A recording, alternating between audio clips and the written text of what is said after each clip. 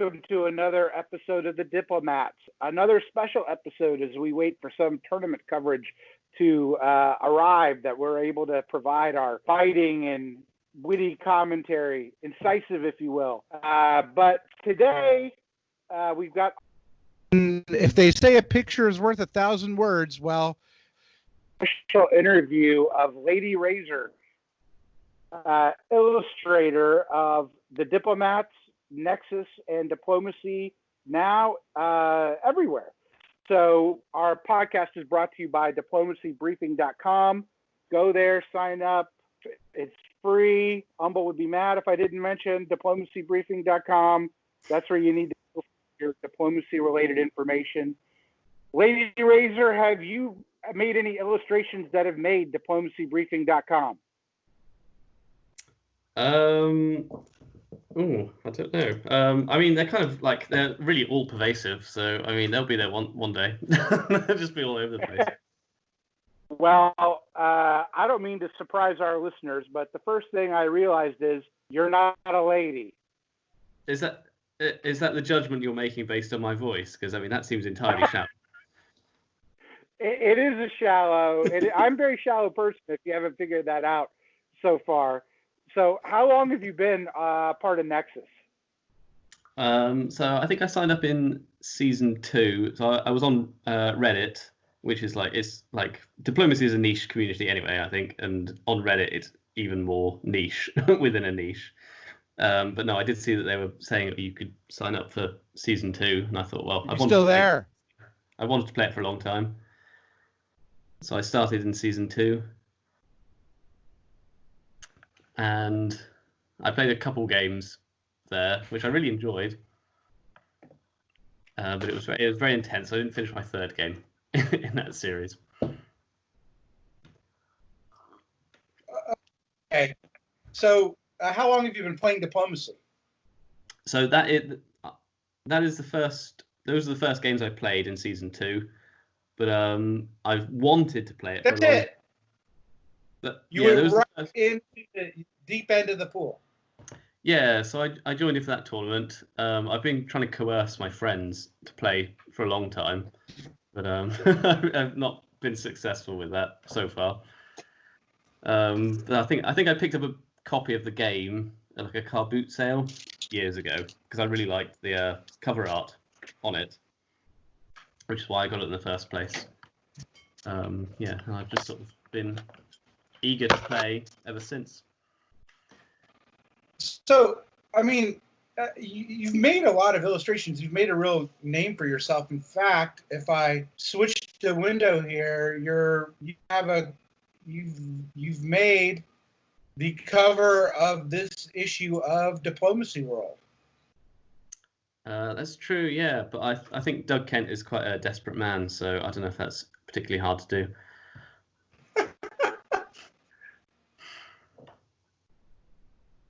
There it is. Is this the first time? I'm not an avid reader of Diplomacy World because, well, I'm just not. But is this the first time you've made the cover, or it's old hat for you and you've made it many times? This is the second one I did. Yeah, the second one I submitted. But this picture is really for the season 4 final. Yeah. But they picked it up. They picked it up there. What is it? What does it illustrate here?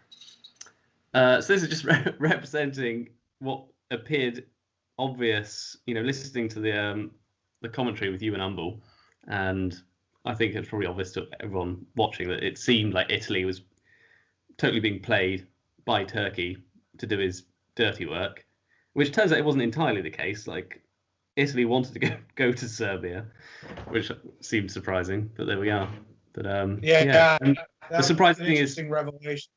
Yeah, so I mean, Italy did sort of total his car driving into the wall, but the surprising thing is that Austria managed to get away from it for a few years at least, and had a real comeback from it. He did. I think Max Fax said that was his big mistake. Was he decided when he needed to be a butcher, he should have been a butcher. That's true, but it did make for a very entertaining final, I think. And I think players... It was entertaining. If they've got the chance of coming back again, from being two centers or something.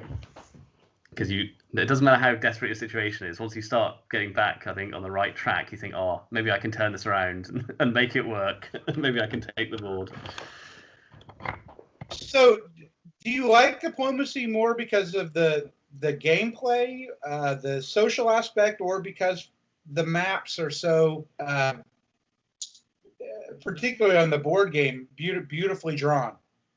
Yeah, so I think that's what really got my attention in the first place. Like, especially I think the English version, the UK version, is really it's really garish, the colours on it, but it's got these really nice little, illustrations on it, which I obviously am quite inspired by. But no, I've really enjoyed playing it while I have. I don't know, it's really intense playing the game. But I don't know, maybe you feel like you discover yourself while you're playing slightly. Because I think by nature I'm not competitive, and I get on with people quite well. But diplomacy is a really nice chance to be a bit cutthroat if you need to be, which is nice. I think be vicariously explore the side of you that you don't normally show in public, but it's nice to know you have it if you need it. Yeah, exactly. Yeah. Yeah, it is good. It's, I don't know, it's strangely therapeutic game, I think, because once you finish the game, you go take a breath. What do you get out of the art do you draw? I've seen, we're going to go over them. I know you've made illustrations in your games. Does that help you, or does it help your play, or is it just cathartic? Or I think it can, because quite often I think it was my first game, possibly the second one. I posted this thing from Dr. Sigmund Schadenfreude, who's become a bit of a recurring character, and I don't know. It was just about. I think sometimes you get to that point in the game where you've got that fatigue set in, and you think, oh, it's just a game. It's just a game. I keep telling myself this, but it's not just a game, really, is it? And I think the humour and posting the pictures and things can be quite good at sort of diffusing the tension when things are getting, quite escalated with people, with different players. I'm going to tell you right now, without a doubt, you've had a couple of pictures of me, which is really all I care about. But you have, you have. Are you going to tell me how done a good? Yeah. No. Let's see here. Okay. I'm trying to find the first one, but I'll go to the second one. Oh yeah. You should have the second one up. So I got the man with his, enjoying the finer things here that I can see. He's got his cigar. He's got his brandy. He's balding. Exactly. From a stressful life of making important decisions. And it's close. I like the uniform. Yeah. You got the cigar right. You've got the drink right. I can't grow a mustache, although I'm wearing one right now, and I'm balding, but it's very slow. It's not like this. It's not a 3/4 bald. Yeah, you've got the comb over, have you? I'm let's say a good 3 years away from the comb over. I'm thinning right now. I'm just thinning. This picture I had already drawn, and it was just listening to I don't know if it was the first podcast about the season 4 finals, but you said you were smoking some sort of posh cigar and drinking, so I thought, that seems quite appropriate. Let's get into. Hold on, I've got to find the one. The problem is you sent me so many. Yeah, I think that's the issue. But I enjoyed. Let's do just this. For myself, really. This is how does it take you to do these? It depends really. Like that, the one we first looked at, the man smoking the cigar is just like a doodle that'll take a minute. And I quite often think when I'm just doing doodles really quickly, they tend to come out better. but also you can hide behind the fact if no one likes it, you can say, well, it only took me a minute, so it's not a real drawing. Whereas, this one is the superstitions interview, and I only drew this after listening to him on the podcast because I don't know, he didn't fit that sort of the kind of English diplomat image I had in my head. So he's a little bit more Pirates of the Caribbean or something in there because he seemed very Californian. charming. Yeah, he seemed to be quite endearing. I think I think he'd probably do better if you could hear him talking to you rather than having typing at you. Now, I have to tell you, I think you've nailed one of the two pictures on this one perfectly. I think I'm the guy on the left. You know I'm overweight. That's fine. And here I'm not a hat wearer or a bow tie. Fat men don't like to wear bow ties, by the way. But the Umble picture is exactly what he looks like. You've seen him now, and this is him. Yeah, so these originally just came from the depths of my imagination. Like, this is just listening to the podcast and thinking, oh, I wonder what these two, look like based off their voices. And I don't think I was too far off the mark, really. But I'm not far off. I mean, it's like one of those situations where you're able to. I've never been able to figure out what people look like just hearing their voice. You heard Umble, and you basically drew him. Yeah, you're one of two. You can tell, can't you? He's got a certain sound about him, kind of wheedling, and he's going to make you believe what he's saying. Yeah, a very inveigling kind of character. Yeah. And one of the things you said was about the humor, which of course these are also funny, but another one that's just related to me here, which again is my only interest, are all first of all, you're a Beatles fan, which I loved. I think, this is fantastic. I quite liked it. I liked that it doesn't say the Ed Sullivan Show. I think that's my favorite part about it. I just missed the obvious joke, but. Well, you did, but I thought I thought you were being subtle because everyone makes fun ironic. It's ironic. Yeah. If anyone doesn't get a picture, then it's ironic. There you go. It's like, but yeah, it's titled "Really Big Shoe." So for those of you who don't know Ed Sullivan, not me, Ed Sullivan, the famous Ed Sullivan, that was a catchphrase of his. But I'm such a Beatles, I'm a Beatles guy all the way. So for this, fantastic how you just did it. Really liked it. It's my favorite so far of me.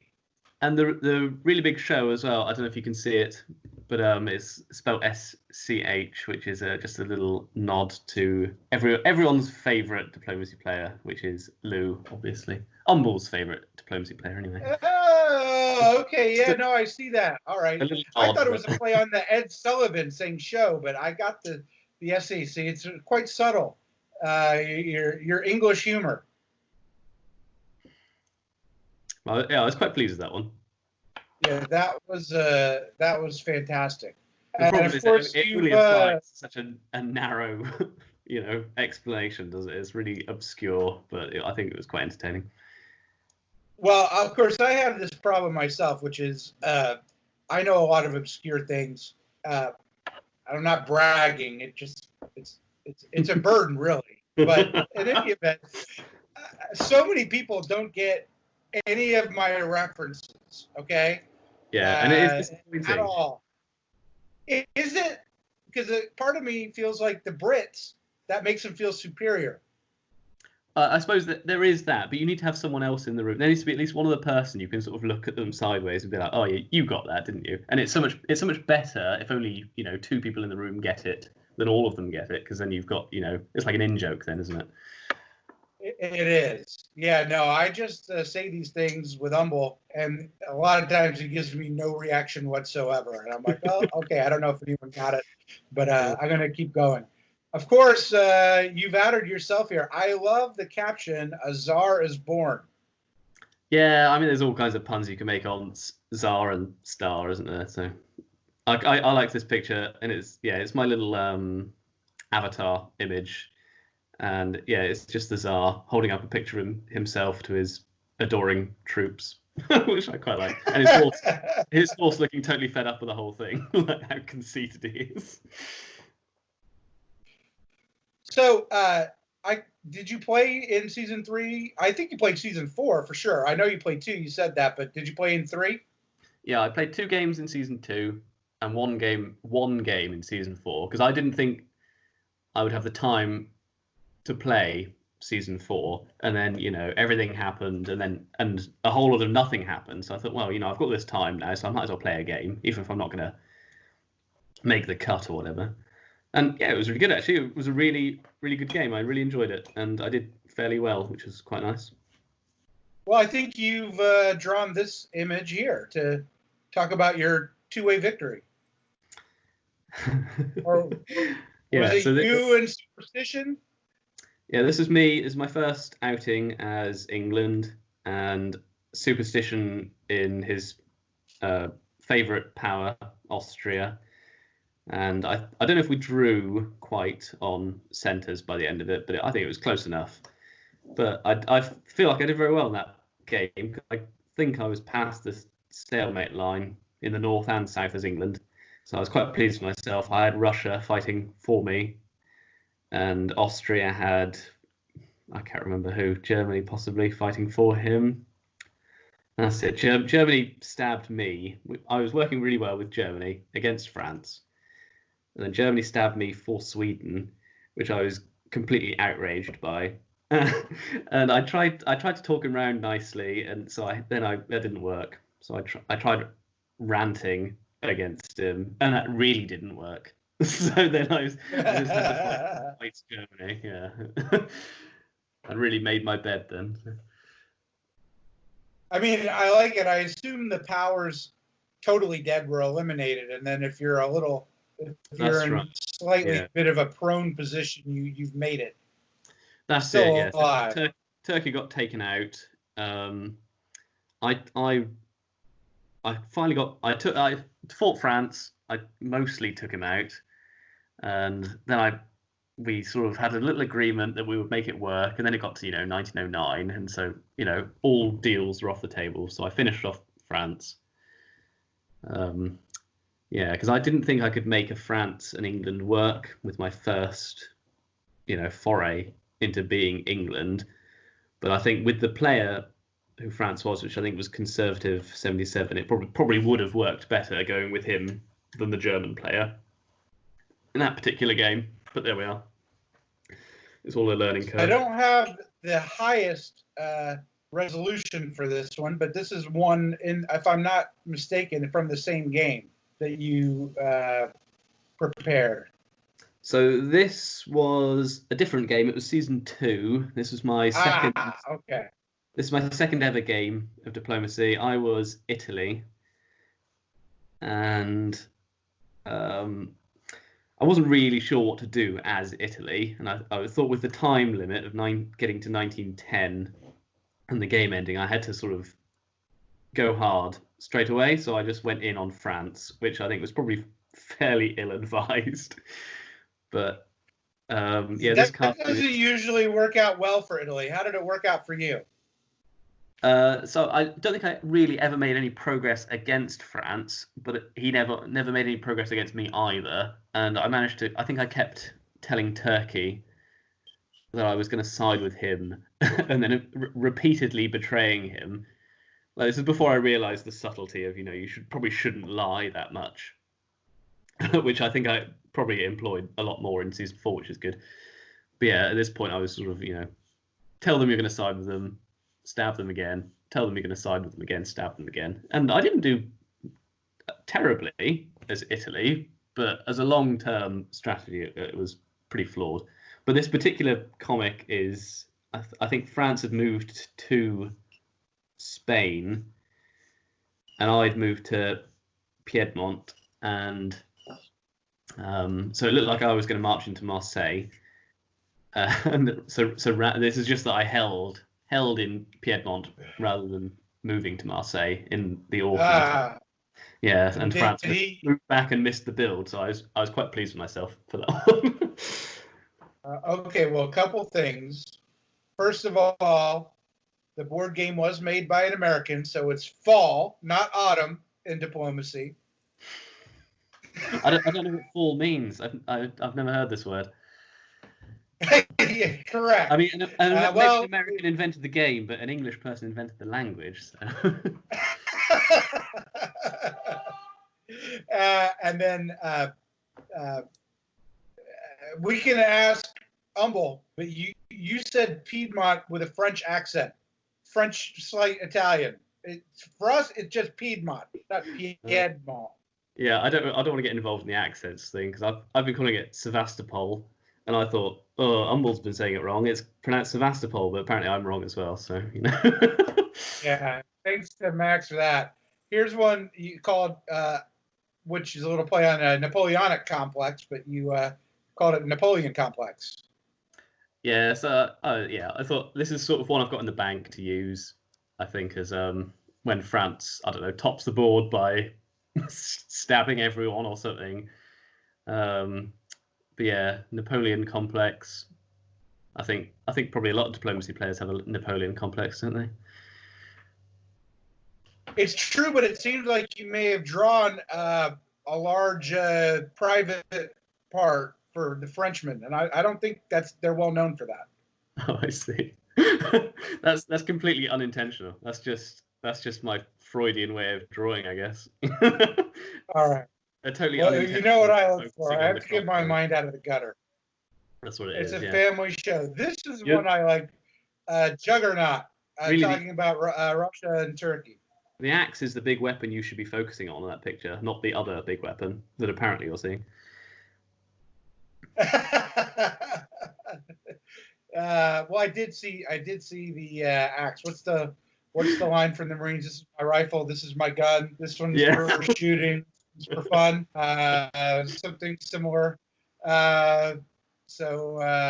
Juggernaut. We got the Juggernaut.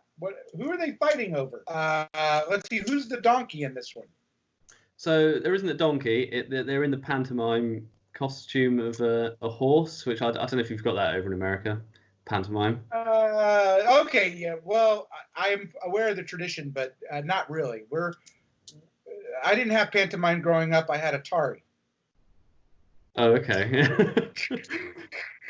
Well, yeah, I'm getting a kind of Pez de Mer flashback here because he asked me to explain the joke, and I did say, well, that kind of might kill it, to be honest. But yeah, pantomime horse. You have two people in a horse costume, and being the back end of the pantomime horse is kind of like, you're the butt of the joke. So they're both just like, everyone thought there was this horse fighting, the juggernaut was coming, and it revealed itself when they burst out the costume and they're just laying into each other anyway, which I think is what season 4 was really, because everyone's always paranoid of a juggernaut, but when it never revealed itself because they were just at each other's throats. So that's how you kill a joke, by the way. Well, I'm an expert in that. You didn't need to tell me that. I can walk over someone's lines rather easily. I love these. This is the first one, the diplomatic solution. Yeah, so I wrote these because I kind of like those old medicine jars. Yeah, so I try and do everything from like the kind of 1900s point of view. So they're just these old-timey adverts I've done a few of, and I don't know. I always find if something makes me chuckle, I'm sure it's all right. Even that's pretty low bar because I laugh at most things. So that's my criteria for whether I should draw it or not. And we have another advert here. I think you see it up. Yeah. I can see that. Yeah. More puns. Yeah. Yeah. I think humor and puns is quite a good way to go, really. Not take yourself too seriously. Because I think with diplomacy it's quite easy to take yourself very seriously. But if you can disarm people with humor, then you're doing all right, really. Do you make any money illustrating? Like, is this your professional career in any way? God, no. No, not at all. These are really just... It's just a pure hobby. These are just doodles that I do. Yeah, no, I'd like to make money off it, so, you know. I'm waiting for the check Well, from there's no money in season 4. diplomacy. You know that. Yeah, I'm well aware. If there was, I'd be a rich man. All right, we got the Turkish Outhouse here. So this is when Max Vax surprised Captain Meme. But he moved to Armenia unopposed somehow. Correct. Yes. Which I don't think any of us really know, hell. accident or not. So. Right. Yeah. I mean, I think Max said he did it intentionally, but he said he lied. I had to pull that out of him. He didn't want to admit he lied. Yeah, they worked it out. They worked it out between themselves quite well. They did. I actually enjoyed speaking with both of them. And then you've got another one, a little ode to Captain Meme here. Turkish Toy. Yeah, so I don't know if I think the steamroller might be an actual move, but this isn't intended to represent that. This is just when Russia lost 3 centres in the south in the same turn, I think, as he gained 3 centres from England or something similar. So you see England's sort of going under the wheels at the same time as the Tsar's car is being crushed by a steamroller. Do you do this in your regular life? Like, just with other people, or is this just a diplomacy thing? So diplomacy is a really good outlet for it, but I'm always drawing things, just from my imagination, I suppose. But yeah, like a lot of it is just people in uniforms. To be honest, I don't know what that says about me, but there it is. You like a man in uniform? Well, apparently, yeah. Let's see what else we got here. Oh yeah, I really enjoyed these two. I think I know what this is about. I'm going to switch it. The steamroller in that picture, I actually copied from a Richard Scarry book. So, it's not all totally out of my imagination.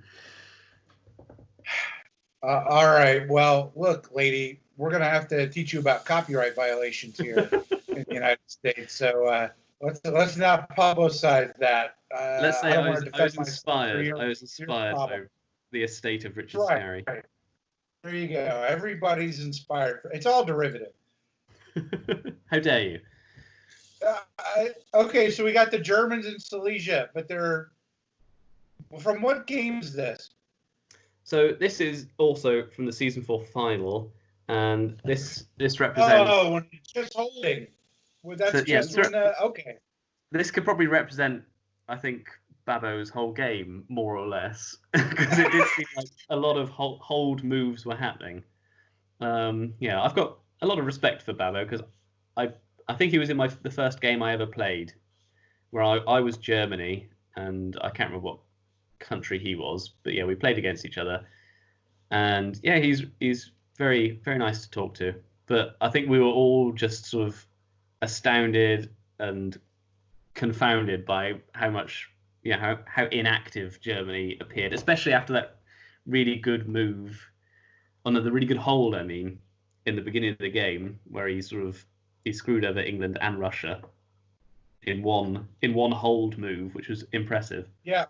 We were all hoping for great things, I think. Well, I think he achieved his goals. He wanted a balance of power, and at the end there were 3 powers with 9. He just didn't happen to be one of them. That's true, yeah. That's I didn't have the heart to point that out. Babbo, I'm sorry.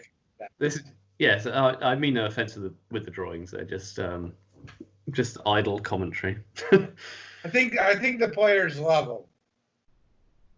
And if they don't, just draw more of me. That'll be fine.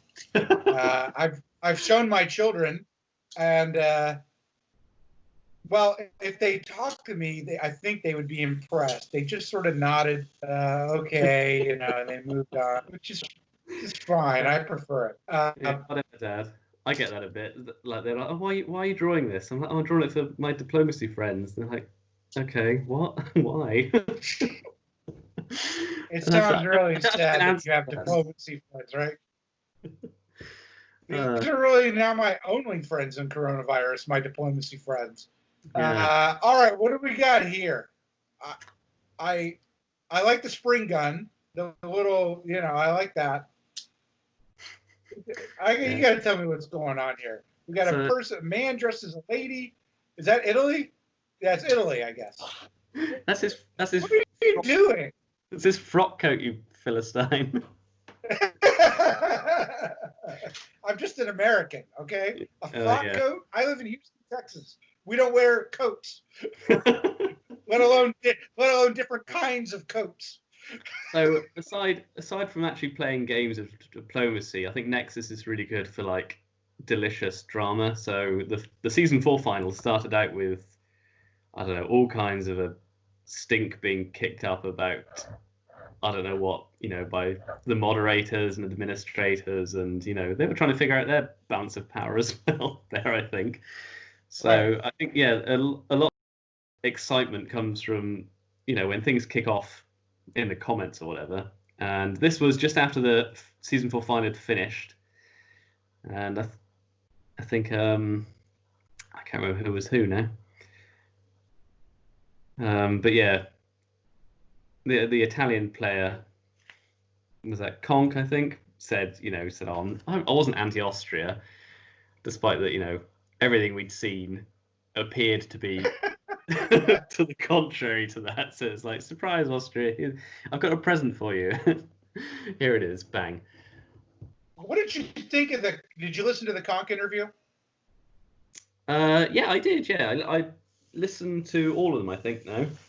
Whether I can remember anything that was said, I don't know. But yeah, I don't know how much, because I think in the heat of the game, it's easier to commentate or on the game, I think, than it is probably to analyze the board when you're playing. And I think when you're humble, it's just easier, full stop, than everyone else finds it, to be honest, to figure out the inner workings of everyone's tortured minds in each game. But yeah. Yeah, well, Humble's pretty good at analyzing. Village Idiot is I hope he's not listening. He's very good at pop psychology. But for mere mortals, and I'll put you in the category, an outlet. I think I could express a lot of anger, frustration, hurt feelings over my diplomacy games if I could draw. Instead, I just drink. Well, I do both, so I've got all the bases covered. I like here that I have the whiskey and you're drinking the beer. Yeah, well, this is my big reveal picture, and it was only after I drew it that I sort of realised I look a lot like Theresa May, our sort of previous Prime Minister over here. Yeah, she does have that transvestite look, doesn't she? I can't comment. They're listening. That's right. You never know. Yeah, you guys don't have a First Amendment.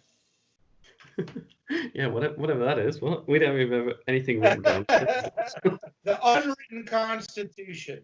Yeah, that covers a multitude of sins. There somewhere. Yeah. So I don't know if you can read the papers here, but you've got the Lady Razor shock reveal that she's maybe not quite a lady. Right. Although nowadays I could be whatever I like. So really, it's on you guys for prejudging from my name that I might be a woman. So. And let me ask you, because you're not the only one who's done that on Nexus. Did you give any thought to it before you did it? I think I kind of had maybe like a half-baked idea that you might get more sympathy if you came across as a female player, but because all the games I played have been anonymous, it's never entered into it anyway. But no, I don't know. You don't shave your legs. I'll tell you the answer to that when you've turned off the microphone. Okay, well, because you've drawn yourself as rather hairy. But anyway, the name I like is Wow. moving on from the You're legs. gonna have to draw a picture and retort. Go ahead. Yeah, the name I quite enjoyed because I thought Lady Razor sounded kind of vaguely threatening, like a femme fatale, has a vaguely threatening air to it, which I thought suited the diplomacy community. But also, Lady Razor suits players like you who have their minds in the gutter and would just, immediately go to a Gillette or whatever. I only did this podcast because I thought some nice old lady who drew pictures was attracted to me. And now look what you've done. Yeah, I pushed her out the way and took over. She's gone. This is my worst nightmare. This is what I've learned in this podcast. I was aiming for a mistress, and I got you. Yeah, you've been catfished. Which catfished. Yeah, I was speaking to Umble, and apparently it's not a new phenomenon in diplomacy for male players to disguise themselves. It's not, but I can't imagine wanting these desperate old men on the internet writing you messages because, they're sad and lonely. You never got that from me. Did you get that from anybody? You don't have to name names, but I wish you did. In one of my games, obviously they're anonymous, but I don't know if I come across as flirtatious in like the way I type a message. But I definitely had the impression that someone was coming on to me across diplomacy, which I'm sure is not the best place to meet people. But I definitely kind of reeled that back in pretty quick. Like, I'm enjoying the conversations we're having during the game. Enough that I don't want them to continue necessarily outside of it. I don't want to. Yeah. It was fine, but I'm happy. It's already tough when somebody breaks a demilitarized zone in diplomacy. That's tough, but that to learn the person you're hitting on is not of the sex you're attracted to. That's got to be worse. I suppose that's got to be even lower. As far as I'm concerned, that's entirely on your end for making assumptions. So get on Tinder. You don't think you tried to lead people on? No, I didn't, because it was anonymous, and I mean, listening to me talk, you can probably hear I've got a certain kind of patter. So I think it's probably unavoidable that maybe I come across as a woman or something. I don't know. Or the other explanation is that diplomacy players are so desperate they will see it anywhere. That's probably true. Yeah. I mean, no offense, by the way. I just draw the pictures. Hey, I'm married. I don't know how that happened, but if I was humble, I mean, I'd say, physician, heal thyself. Look in the mirror. All right. Anything else you want to say? Any other pictures you'd like to show us or anything like that? No, I don't think so. I'm quite happy with what I've put out, and it's just been nice to have a bit of validation, I think, because otherwise these I've just been drawing entirely pointlessly, which I mean I enjoy, but it's nice to have people go like, oh, that's nice. Well, look, we're going to have somewhere between 10 and 15 viewers of this podcast, so that's a fan base that's unrivaled anywhere in the diplomacy world. Yeah, you probably shouldn't have told me. I'm going to get stage fright now. So, you must be really desperate to listen to our podcast, but I hope you did. Hope people are listening and they enjoyed this as much as I enjoyed asking Lady Razor a bunch of questions. So thank you, lady, for helping make this an entertaining day. And for Americans, this is a holiday weekend. This is our Guy Fawkes weekend. So hopefully people have something to enjoy here in the States. Thank you, diplomacybriefing.com, for sponsoring our podcast. Thank you, Humble, for taking my good-natured ribbing. Please keep the checks from diplomacybriefing.com on the way. Don't cancel me. Lady Razor, good night. Anything you want to say as we say adios? I just want to say I think this is a really exciting time to be part of the diplomacy community. So I just urge everyone to embrace it fully and enjoy playing. Well, he didn't say it, but I will. If you put in the comments that you like this, Lady Razor will draw a picture of you. That's it. Gonna draw a picture. He's gonna, he'll do whatever you want. I've already within gone reason. offline. I didn't hear any of this. All right. Good night. And I know it's nighttime where you're at. Please have a good weekend, lady. All right. Thank you very much. All right. Bye-bye. Bye. Cheerio.